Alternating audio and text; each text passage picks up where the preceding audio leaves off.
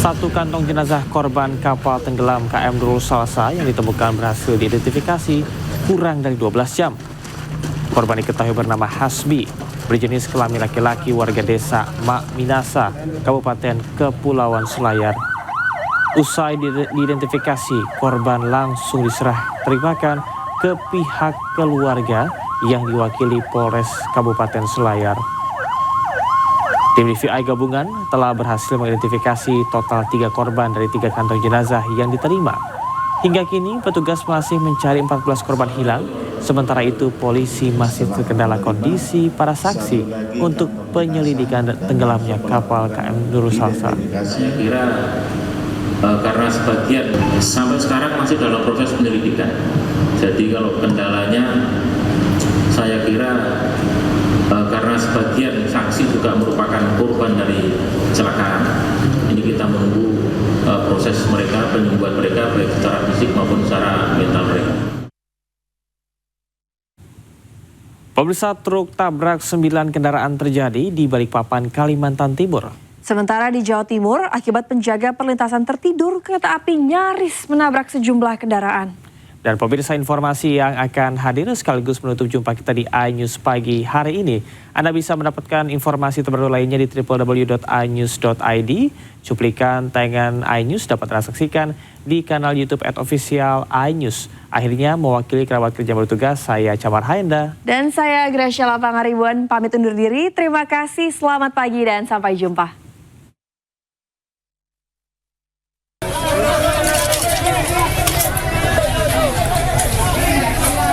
Kecelakaan beruntun yang melibatkan 7 kendaraan terjadi di kawasan pintu masuk Pelabuhan Semayang, Kelurahan Perapatan, Kecamatan Balikpapan Kota, Kamis dini hari.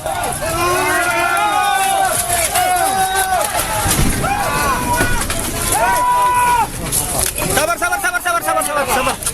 Insiden dipicu truk bermuatan sawit mengalami remblong saat melintasi jalan menurun sehingga kendaraan kehilangan kendali dan berpindah ke jalur berlawanan.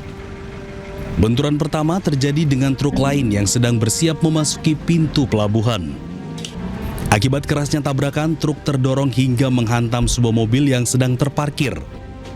Benturan membuat truk bergeser ke tengah jalan dan akhirnya terguling kemudian menimpa 3 kendaraan lain. Akibat kejadian, 7 mobil dan 3 sepeda motor mengalami kerusakan parah. Sementara pengemudi truk mengalami luka berat di bagian kaki. Rem mengalami blong. Di saat itu kemudian pengemudi atas nama SG tersebut berusaha untuk menghindari korban, namun tetap dia banting ke kiri, kemudian di situ ada kendaraan yang sedang parkir. Kebetulan di situ memang ada bongkar muat kapal.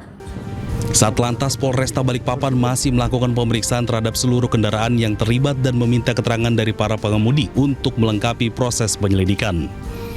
Dari Balikpapan, Kalimantan Timur, Ardi Wirya, iNews melaporkan.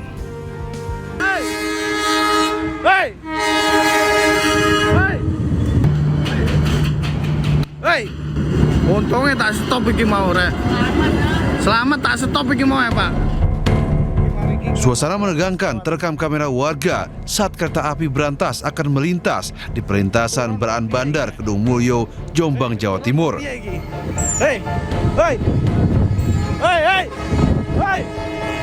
Meski posisi kereta api sudah sangat dekat dengan jalan raya, palang pintu perlintasan ini ternyata tak kunjung ditutup oleh petugas penjaganya.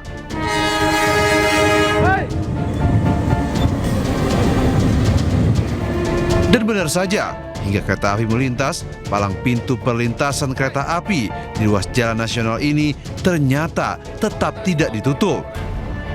Ironisnya, setelah diperiksa oleh warga, penjaga pintu perlintasan ini ternyata sedang tertidur di dalam posnya. Beruntung warga di sekitar lokasi sigap sehingga tidak terjadi kecelakaan. Kami mohon maaf kepada seluruh masyarakat atas kejadian tersebut. Dan kami... Terima kasih, Anda masih di iNews Pagi bersama saya Camar Haenda dan juga Gracia Lapangaribuan. Pemirsa, Kapolri Jenderal Listio Sigit Prabowo menegaskan Polri akan terus mengawal perjuangan hak dan kesejahteraan buruh.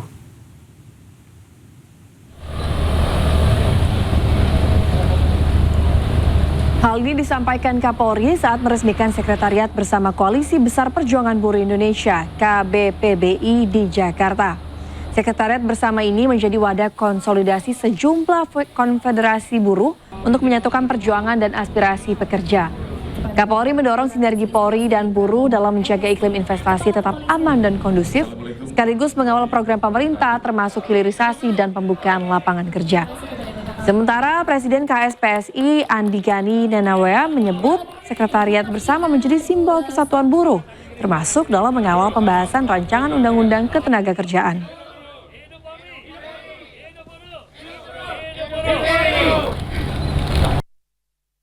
Tentunya kita mendorong agar perjuangan untuk terus memperjuangkan hak-hak buruh, memperjuangkan kesejahteraan buruh di satu sisi terus harus tetap dijaga, namun di sisi lain kita juga harus menjaga agar iklim investasi tetap kondusif, karena Bapak Presiden tentunya memiliki banyak program yang harus kita kawal bersama, dan perjuangan dari teman-teman buruh adalah menjadi bagian untuk memperjuangkan apa yang menjadi program Bapak Presiden. Kami mendirikan sebuah sekretariat bersama untuk menguatkan perjuangan buruh, khususnya Undang-Undang Ketenagakerjaan dan beberapa masalah perburuan lainnya. Kami mempunyai kesadaran sangat tinggi, kalau tidak bersatu kami pasti kalah. Karena itu kami minggu depan sudah mendapatkan jadwal bertemu pimpinan DPR antara Kamis dan Jumat, menyerahkan draft usulan Undang-Undang Ketenagakerjaan yang sudah selesai kami lakukan. Tim perumus selama 5 hari bekerja keras. Menindaklanjuti arahan Presiden Prabowo Subianto untuk membangun budaya menjaga lingkungan, Gerakan Indonesia Asri digelar di Banyuwangi, Jawa Timur.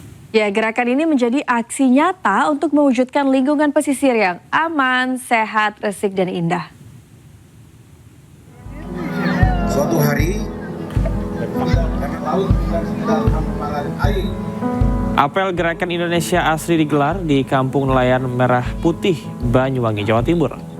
Sekitar 1.500 peserta dari unsur Pemda, Forkopimda, TNI Polri, akademisi, hingga pelajar dan masyarakat turun langsung dalam kegiatan ini.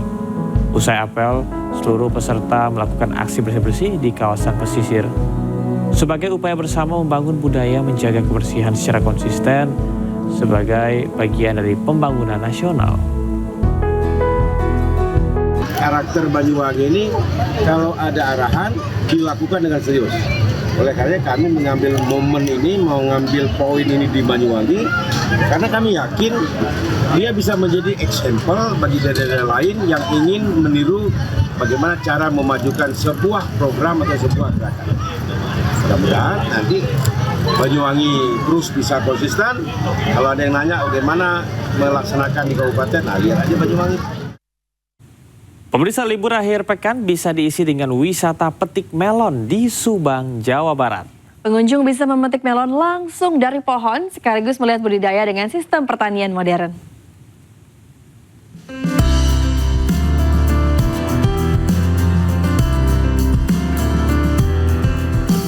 Greenhouse di Desa Dayakolot, Subang ini menjadi pilihan wisata edukasi. Pengunjung bisa memilih, memetik, menimbang, dan membawa pulang melon yang sudah matang. 2 varietas melon dibudidayakan di tempat ini dengan sistem pertanian modern yang disebut mampu meningkatkan hasil panen. Kita bukan hanya datang untuk petik melon, tapi kita coba tadi dapat edukasinya, bagaimana cara menanamnya, bagaimana cara memetiknya, dan juga kita bisa selfie dan berfoto di sini. Justru dengan adanya teknologi Matsida yang dikembangkan kami oleh Universitas Politeknik Subang beserta Bapeda dari Kabupaten Subang yang membuat program ini di luar dugaan kami yang sungguh luar biasa, di mana hari ini kita mulai panen dengan hasil yang luar biasa. Masuk ke greenhouse ini gratis. Sementara melon yang dipetik dan dibawa pulang dihargai Rp35.000 per kilogram. Dari Subang, Jawa Barat, Yudi Heriawan Juanda, iNews.